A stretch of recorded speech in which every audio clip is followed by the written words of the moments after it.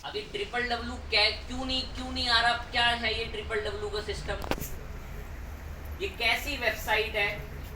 ऐसे करके अगर लिखे नाम लिख वगैरह ऐसे लिखते हैं डायरेक्ट आके तो खुलती नहीं है, लेकिन ट्रिपल डब्ल्यू लगा दो तो चल जा रही है।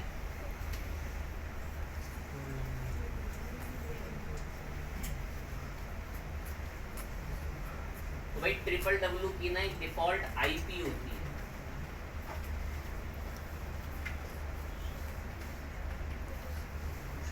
वरना जब ये डोमेन थोड़ा पुराना हो जाता है ना तो ऑटोमेटिक वो ट्रिपल डब्ल्यू की एक आईपी उठा लेता है। कोशिश करेंगे ऐसे ही डायरेक्ट ही बता दें।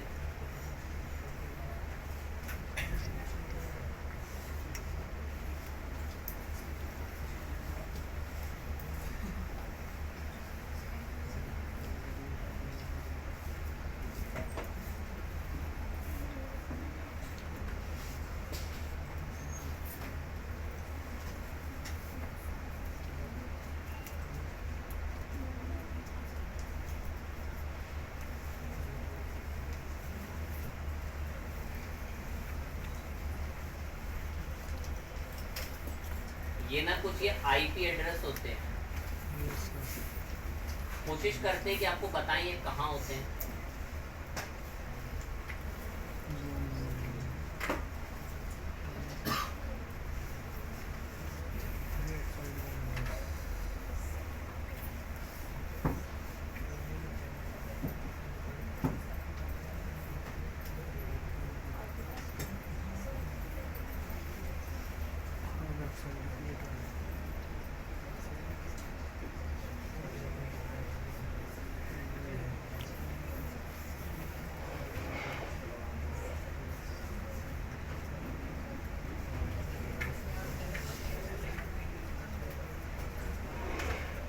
मिल तो ये डायरेक्ट भी जाते हैं, पर अभी के केस में तो आप इसको ऐसे ही याद रखें।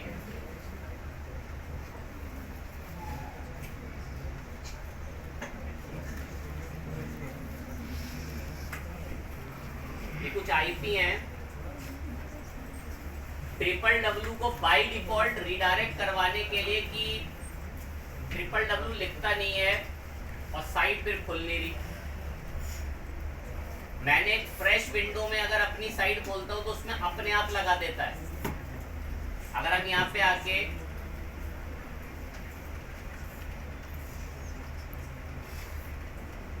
ठीक है, मैंने नाम लिखा, मुझे ट्रिपल डब्ल्यू आगे लगाना नहीं पड़ा, अपने आप ट्रिपल डब्ल्यू लग गया। इसका कारण है क्योंकि जहां से कंपनी से मैंने डोमेन खरीद रखा उसमें मैंने ये आईपी एड्रेस डाल रखा। अब यही आईपी आपको भी हिट करना होगा जहां से आपने डोमेन खरीद रखा है। तो बता देते हैं कैसे आप हिट कर पाएंगे उसको।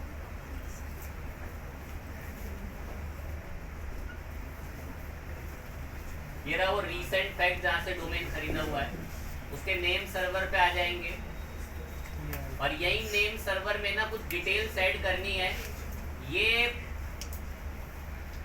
मैनेज रिकॉर्ड वगैरह में भी आपको मिल जाते हैं अगर आप गूगल पे डिफॉल्ट इसके बारे में एरर को सर्च करेंगे। बाकी तो यहाँ से रट लेना, वरना ये नंबर सुन के जब मैं एंटर कर रहा हूँ 32 के बाद 2 का गैप आता, 38 तक चलती है आईपी। ए नेम से ऐड करेंगे @ करके और .2 में ये 32 आईपी करके बस ऐड रिकॉर्ड कर दें। ये एक एक रिकॉर्ड ऐड करने होते हैं। अगला 32 के बाद 36 ऐड हो जाएगा, 34, ऐसे 2 का गैप आपको बढ़ाना है बस उसको।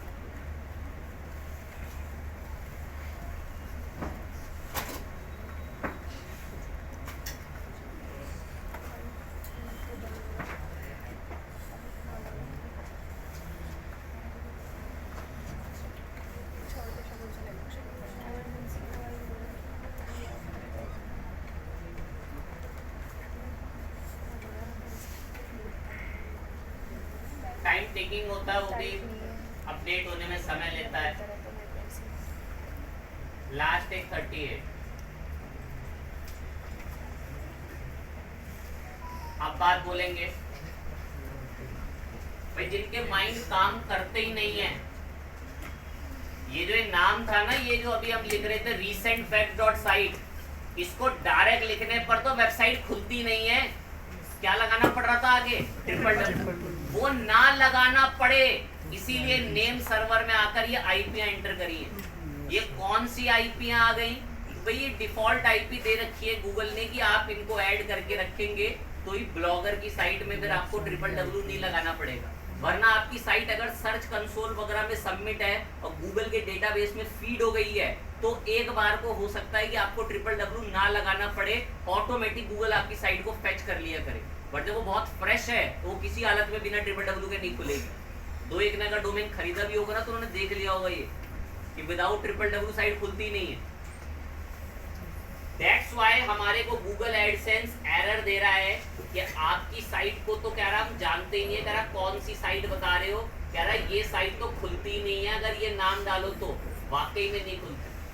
क्योंकि ये वाली साइट तो तब डिटेक्ट होगी जब इसके आगे क्या लग रहा होगा, बेसिकली ट्रिपल डब्ल्यू। अगर हम गो टू करते हैं तो ऐसे केस में हमारे ब्राउजर में तो खुली हुई है तो यहाँ पर बाय डिफॉल्ट ट्रिपल डब्ल्यू ले लेंगे। तो आप जब कभी भी ये साइट के अंदर डेटा ऐड करा कर आए तो उससे पहले आपकी वो आईपी डली हुई होनी चाहिए। अभी भी बहुत ही रेयर चांस है कि सेव ले, अदरवाइज नहीं लेगा क्योंकि वो ट्रिपल डब्ल्यू अपडेट होने में काफी टाइम कंज्यूमिंग होता है। 2-1 दिन लग जाते हैं, कुछ समय लग जाएगा, कभी कभार हाथों हाथ भी होते हैं। तो देखिए तुरंत इसने बोल दिया आपकी साइट क्या कर ली गई है, कोई समझाए मुझे पहले वेरीफाइड क्यों नहीं हो रही थी?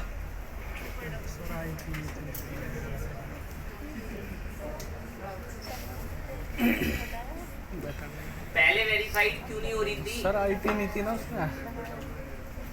वो पहले कह रहा था ये कौन सी गलत वेबसाइट बता रहे हो, खुलती तो है नहीं। और वो खुल क्या लगा कर रही थी बेसिकली? Triple W. अब वो ट्रिपल डब्ल्यू के सॉल्यूशन के लिए बताई ना कहाँ आईपी लगेगी। Yes sir. जैसी आईपी डीएनएस में डाली, अब जिनके पास डोमेन होगा उनको तो पता होगा कि वो कहाँ से खुलता है, बाकियों को तो यही था कि वो होस्टिंगर क्या है वही बता दो सर पहले। फाइन चीज है, ओके बात है। साइट हमारी इसने वेरीफाई कर दी। अब देखें एक लाइन देखेंगे बड़े गौर से, जैसे ही आपकी साइट वेरीफाई हुई है तो वेरीफाई होते ही देखो एक छोटी सी बात बताते हैं, वो बात को पढ़ना बड़ा गौर से सुनेंगे।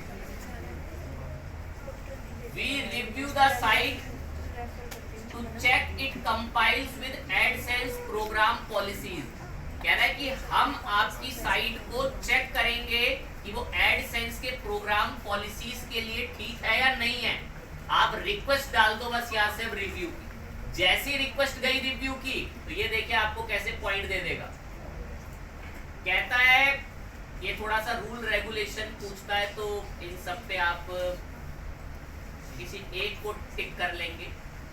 एड्स वगैरह को लेकर पूछता है, एक को बस सिलेक्ट करके सबमिट कर दो ना, रिमाइंड बाद में भी कर सकते।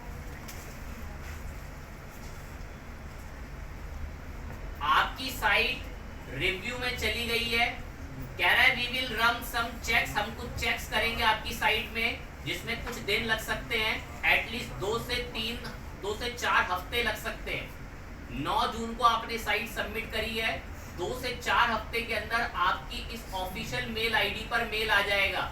जैसे अभी वेलकम का आया है ऐसे ही आएगा अप्रूव्ड का मेल कि आपकी वेबसाइट पर गूगल एड्स क्या हो गए हैं, अप्रूव्ड हो गए। जैसे ही अप्रूव्ड हो जाएंगे तो आपकी जो साइट है उसमें बाय डिफॉल्ट ऐड आने शुरू हो जाएंगे क्योंकि हमने ऑटोमेटिक ऐड सिलेक्ट कर रखा है। तो बस आपको जाकर गूगल एडसेंस पे अकाउंट बनाना है और अकाउंट बना के अपनी साइट वहां सबमिट करना।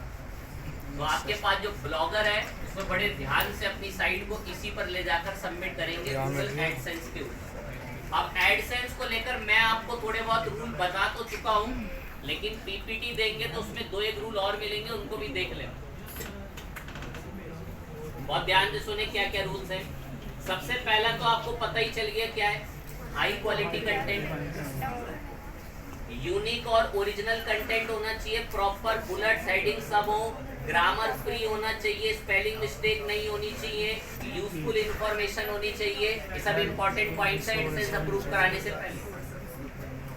प्राइवेसी पॉलिसी का पेज होना बहुत जरूरी है। अब कुछ का अगर ऐसा मानना है प्राइवेसी पॉलिसी क्यों होना चाहिए, तो वही प्राइवेसी पॉलिसी गूगल को इस वजह से अच्छा लगता है क्योंकि इसके अंदर बता रखा होता है कि हम किसी की इंफॉर्मेशन का मिसयूज नहीं करेंगे। अबाउट अस का पेज होना बहुत ज्यादा जरूरी है, कॉन्टेक्ट अस का पेज होना बहुत ज्यादा जरूरी है, क्लियर नेविगेशन के अंदर वो हर पेज दिख रहे हो, ये काफी इंपॉर्टेंट है। कम से कम अच्छे नंबर्स में पोस्ट होनी चाहिए, कम से कम 20 पोस्ट होनी चाहिए गुड क्वालिटी की, अच्छी खासी लेंथ हो, कम से कम 600 वर्ड से ऊपर हर एक आर्टिकल के अंदर, सिंपल और क्लीन डिजाइन, अच्छे से नेविगेट होती हो, पर्टिकुलर नीच में आपने काम कर रखा हो, डिटेल्ड कंटेंट और कोई फालतू के विजिट्स नहीं होने चाहिए। ये सारे रूल रेगुलेशन है एडसेंस पर जाने से पहले। जब तक आपका ब्लॉग 1 महीने पुराना या 25-30 पोस्ट पुराना नहीं है, गूगल एडसेंस पर रिक्वेस्ट मत डालना, कैंसिल हो जाएगी और यूनिक कंटेंट के साथ ही उस पर जाएंगे। फाइन चीज। अब आपको आज एक और सर्टिफिकेट का अप्रूवल बताएंगे कि वो कैसे करेंगे।